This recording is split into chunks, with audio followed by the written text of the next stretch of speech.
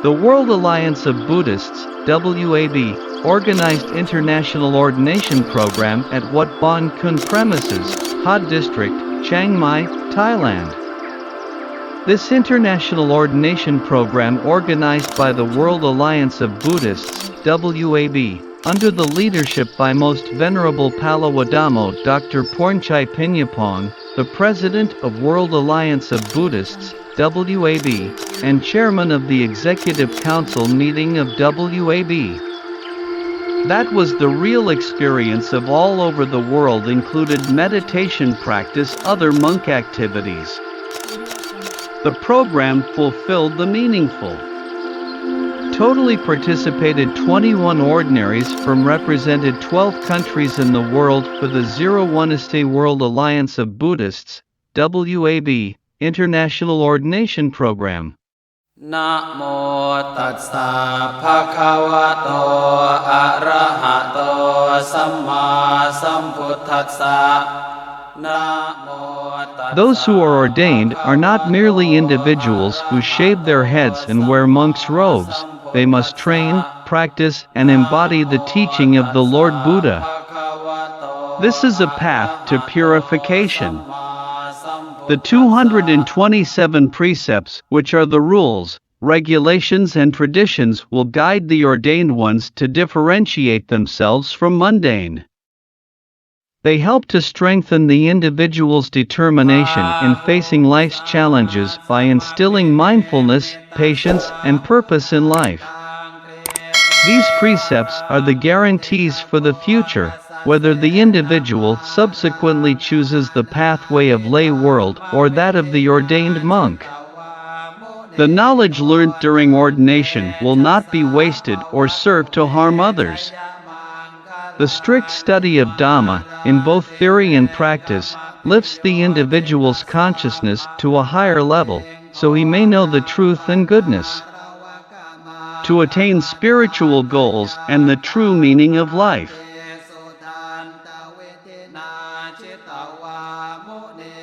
Monks in Southeast Asia, with their saffron robes and shaven heads, are iconic. They can be seen on the roadside with alms bowls, accepting handfuls of rice from villagers in early morning processions, or gathered in the evenings chanting Pali scriptures in the Buddhist temples. Some of Buddhist countries, men can be ordained as novice monks to live the monastic life for a certain period.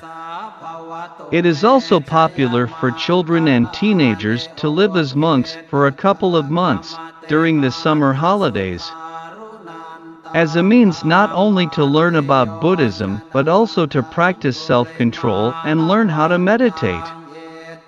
The novice with the goal to enhance the quality of basic education by instilling virtues, morals, national pride, public spirit, and thriftiness in our youth. It also aims to fortify our young boys and men with the ability to adapt to the growing cultural diversity. In today's high-tech world, people are connected to each other and the world through various social networking sites. And it is leaving a huge impact on youth who spend a great deal of time on these sites. With the excessive amount of time connecting with friends through social media, youth are isolating themselves and neglecting their parents, families, relatives, and teachers. Pre-adolescence and adolescence are a time for exploration, social interactions, and self-confidence development. They ought to be filled with fun and play spent with family and friends who share similar interests. Therefore, teaching our youth to have greater discretion and the ability to make responsible decisions are useful skills to have.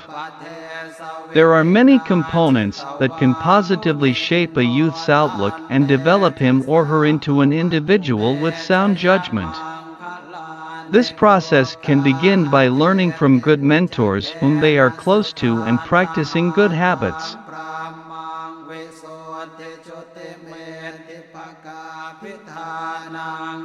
The flux and changes in pre-adolescence and adolescence are normal conditions during this transitional stage from childhood to adulthood. The Novice Ordination Program believes that giving our youth the appropriate training and guidance will help them stay on the right path as they develop into wholesome adults. The Novice Program strives to cultivate in our youth the virtues of cleanliness, discipline, politeness, punctuality, respectfulness, and a love for meditation.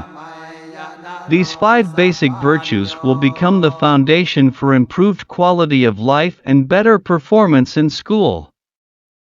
Once our youth understand the principles and benefits of maintaining the 5 precepts, moral discipline, they will have greater respect for themselves and others.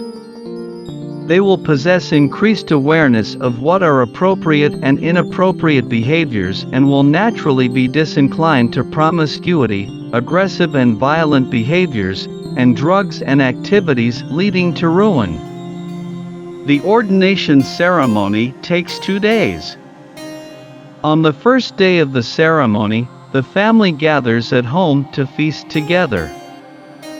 On this occasion, the future novices have their hair and eyebrows shaved, as a symbol of letting go of the material world.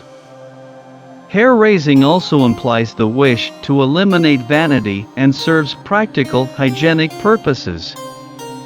The second day is celebrated in the temple, and that's when the official ceremony takes place, led by the abbot monk.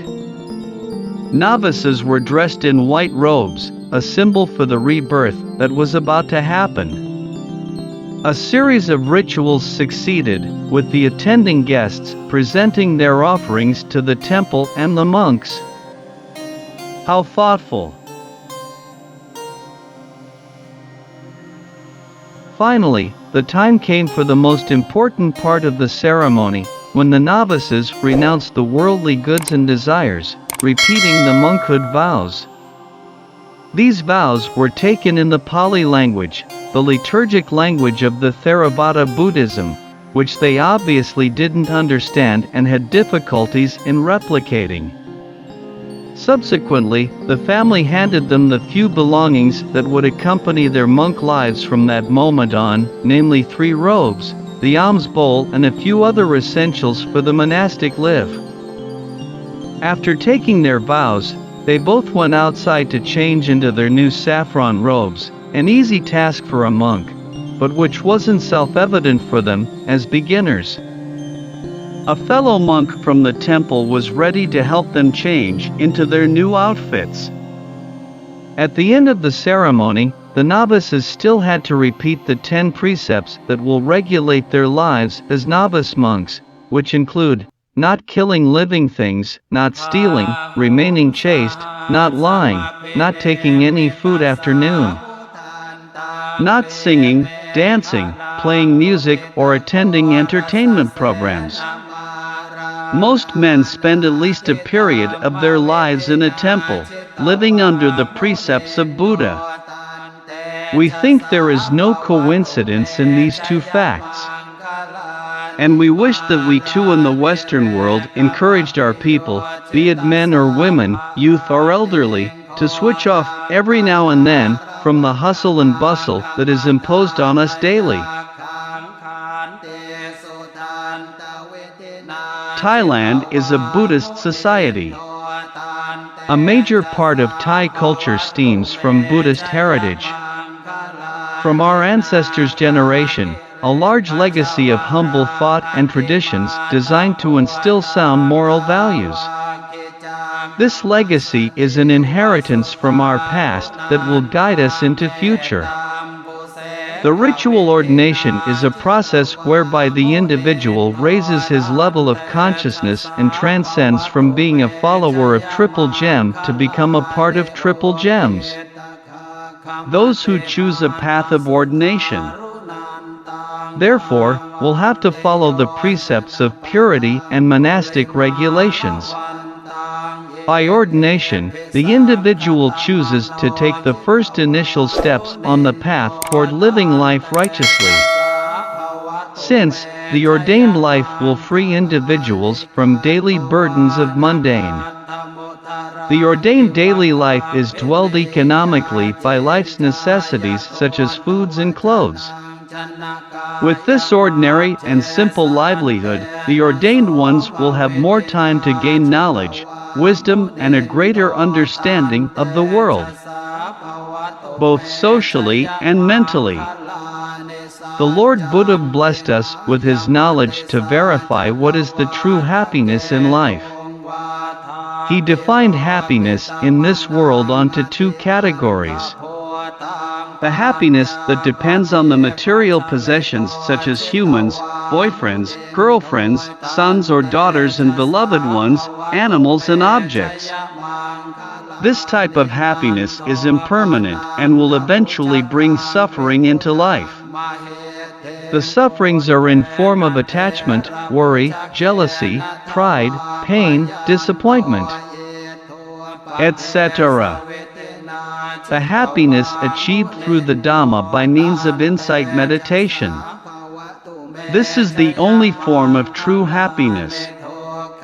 Ones will free from attachment and that point to the path of eternal happiness, nirvana. Without the teaching of the Lord Buddha, the search for the true happiness would be a difficult endeavor indeed. Even the Lord Buddha himself spent 6 arduous years to discover the true happiness.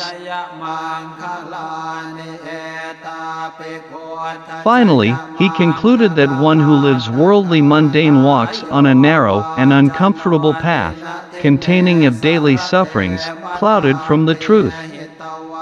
By embracing Dhamma and Vinaya, true happiness and disciplines, one is bathed in the light of truth and happiness.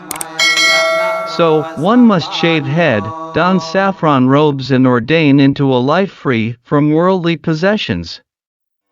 The Lord Buddha gave permission to males who take the triple gem as a refuge to ordain.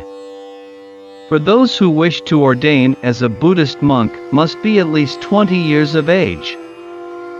Those who are under will be allowed to ordain as a novice. The persons forbidden from being a monk are, those are homosexuals and hermaphrodites. Those who have done wrong against Buddhism such as killed an arahant, caused schism in monastic community and asked to leave monkhood before. Those who suffer from the following diseases: leprosy, measles or pox, fungus of skin, skeletal deformity including handicapped, blind or deaf, debilitating weakness.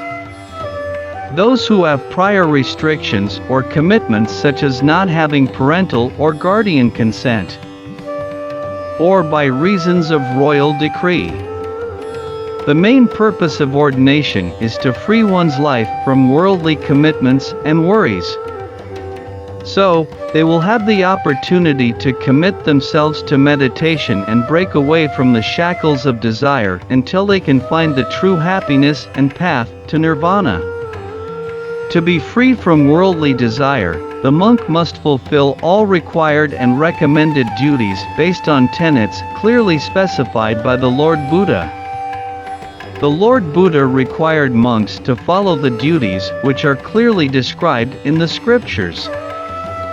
The Kikavatas are described as a must and should of daily or regularly performing activities.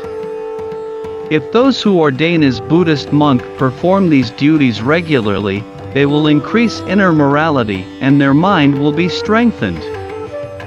The duties will help them to be free from worldly desire.